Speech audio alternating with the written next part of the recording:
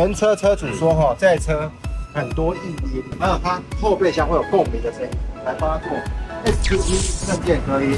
STP 呢是无毒俄罗斯军规，那么保护10年。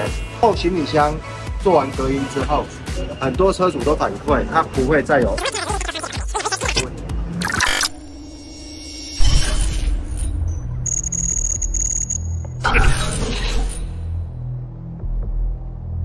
来 ，BMW X4 原车他们卡的影响，这个车主呢2个问题。第一个，他觉得中央盖板很难看，所以他在装升降装置，看一下，这个是收起来的样子，打开会升起来，同时有氛围灯功能。有了这一支中音之后，你的人声的音响会好很多。这第一个问题，他们现在还在施工。第二，原车车主说这台车很多异音，还有它后备箱会有共鸣的声音，来帮他做 STP 正电隔音。STP 呢是无毒俄罗斯军规，那么保护10年。这第一层做自正电，那么我们还会做第2层，到时候还会做这一层上去，所以总共会做2层的隔音。我们已经测试过无数的车，后行李箱做完隔音之后，很多车主都反馈它不会再有2次音箱共鸣的问题。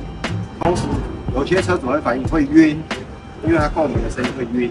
第3个，它有很多的异音，所以呢，我们帮他做完这个部分之后呢，很多车主都反馈，基本上有效的来解决。现在他们在施工，等他们施工完、复原完之后，你会看不到任何的东西。A few moments later， 好，来介绍一下 X4 原车萤幕，我们让它可以实现看 YouTube， 然后可以分割画面，左边导航，右边可以看 YouTube。版权因素我就不开声音了。同时按一下，我们还装了个中置升降喇叭，然后隔音看一下，这样做好。里面这边有一层，这是自正电，外面这一层是吸音棉。那么一样用的是 STP， 这是高密度吸音棉，这样子呢就可以有效提升他们车上的共鸣异音的问题，这样就可以解决。那我们就把它装完就可以完成了。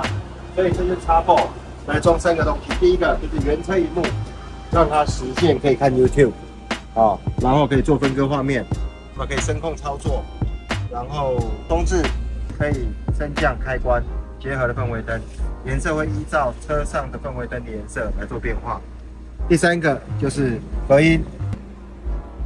好，如果你也是 BMW X4 的车主，有同样的问题，欢迎来全红，谢谢。